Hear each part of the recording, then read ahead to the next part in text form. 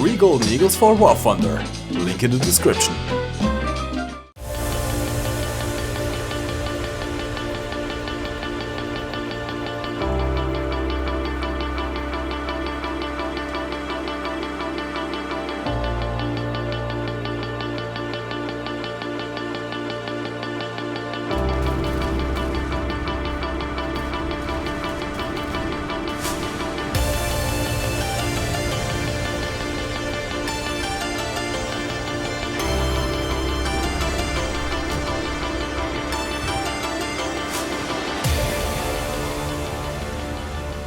Hello you sexy beasts, welcome back to War Thunder. This is a T-44-100 Soviet Tier 4 medium tank. This fusion between a T-44 hull and a T-54's 100mm gun sits at a battle rating of 7.0 and as such can and will face top tier tanks. The T-44-100 gets access to two machine guns. A 12.7mm machine gun mounted on the top of the turret, which can be effectively used against aircraft and lightly armored targets. And a 7.62mm coaxial gun, which can be used to spot enemy tanks for your team. The armor remains pretty much the same coming from the T-44, with 90mm frontal plates sloped back, making for an effective thickness between 130 to 200mm, and a rounded turret front having between 110 and 120mm on its flattest surface. To note is the rather thick side armor of 75mm, completely covered by the 6mm thick side skirts, which can stop HE and HESH shells. This tank is a good candidate for angling. The 520 horsepower engine, when fully upgraded, can propel the 33.5 ton tank to a top speed of 60 km/h. However, the tank seems to have rather bad ground resistance and won't go over 40 km/h on most dirt or snow surfaces. The impressive 15.5 horsepower per ton power to weight ratio allows for some rather good acceleration both back and forwards. However, again due to the bad ground resistance, whilst the hull can traverse pretty well, you tend to lose a lot of momentum doing even the slightest turns. Now onto the main selling point of this tank, the 100mm D10T gun. With a max ammo load of 36 rounds, you get exactly the same ammo choices that T-54-100 gets. And here's where the problems start. Now, if you're expecting a runabout Russian bias ahead, you're watching a video on the wrong tank. Because for some reason, the T-44-100 does not seem to perform as well as expected. At least personally, I've been able to get consistently mediocre games, but rarely a great game. Now, opinions are of course subjective. And my name wouldn't be MGB if I didn't back my claims up with some stats. So let's find out what's wrong with this tank. From my time playing, I've noticed that the gun seems to be rather unreliable. Now in my case this is a big problem, as an unreliable gun makes me feel less confident in the vehicle I'm driving, and as such makes me take more time trying to perfectly aim my shots, which in turn leaves me exposed for longer.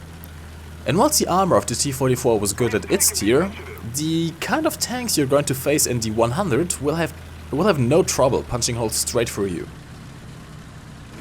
But what could cause this gun to feel so bad?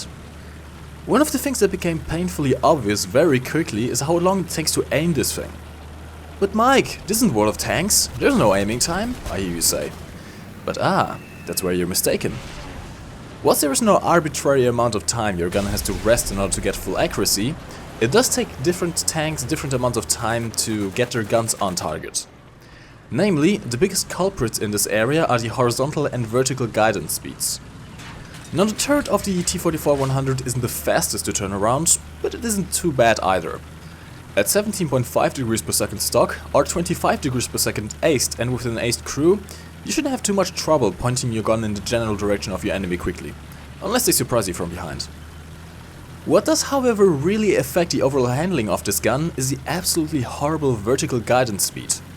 2.8 degrees per second stock, 4 degrees per second aced. To add to this issue, this tank wobbles around quite a bit for a few seconds after stopping to aim, which can get you killed quickly. Combine this with the absolutely terrible gun depression of -3 degrees, and you've got yourself one hell of an awkward feeling gun. Alright, so now we know that this tank is not very good at quick stopping and firing roll. But surely that 100mm gun penetrates and one-shots everything it hits, right? Well, not quite.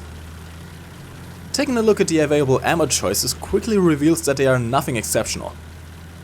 The stock shell is rather underwhelming, with only 210mm of penetration at a flat angle at close range, and a surprisingly low amount of explosive filler, equivalent to about 110 grams of TNT. The top AP-CBC shell gives you some more penetration, but trades that in for even less explosive filler. On top of that, these shells aren't very fast either, making it hard to hit targets at longer ranges. Now, those penetration and HE filler values by themselves probably don't tell you much, so let me compare them with something similar. And there it is, the stock 88mm shell on the Panther II. Not only does it get the same penetration at close range as the top shell on the T-44-100, it also holds its penetration better over range. On top of that, it also is over 100 meters per second faster, has a faster reload time due to the lower caliber, and does more damage due to the more explosive filler. Overall, this shell is in every aspect better than the top shell the T-44-100 gets, at lower battle rating. But even within its own nation, the T-44-100 shells get shafted. I present to you the stock shell on the T-44's 85mm gun. Sure, it gets much less penetration than its 100mm cousin, but with roughly 60% more explosive filler, it at least gets to kill what it penetrates, whilst having a much better rate of fire. And all that at a much lower battle rating, where its armor works much better. In all fairness, the T-44-100 shells do seem to blow up ammo racks quite regularly. But if you miss or fail to penetrate those, you won't do as much damage as you'd expect from a 100mm gun. Combine this with the last man standing mechanic and you'll find yourself taking way too long to destroy an enemy tank. Talking about last man standing, let me touch on the last issue of this tank, the crew. The T-44-100 only gets 4 crew, as the position where you would usually find a machine gunner in the early T-34s is occupied by a wall of fuel tanks and ammo racks. Now, 3 out of your 4 crew are sitting in a turret, which just so happens to be the weak spot of this tank. Since it takes so long to aim the gun of this tank, it is very likely that you are going to get shot back at if the enemy knows of your presence, and that most of the time kills at least 2 crew members, which means your loader is dead, which doubles your 13.65 second loading time, which combined with the comparatively low amount of damage this tank already does, means you might as well just J out. So to summarize, the T-44-100's awful gun handling characteristics, low shell damage and crew issues, combined with its battle rating making its armor pretty much ineffective, turn the amazing T-44 into an, at best, mediocre T-44-100. If I can give you any tips with this tank, it's to play it a bit like a Hellcat. Flank around, don't be seen, and shoot into the sides of enemy tanks. Oh my, I have a feeling that my comment section is going to explode on this one. But do tell me what your experiences with the T-44-100 have been. The next video will be on the P-61 Black Widow, as voted for by you guys in the Sea Venom video. And on the top right corner you can vote for the next tank to be featured. If you like this video, slap that like button, dislike if you for some reason think this is Russian bias, and subscribe if you're new around here. My name is MikeGoesBoom. Thanks for watching.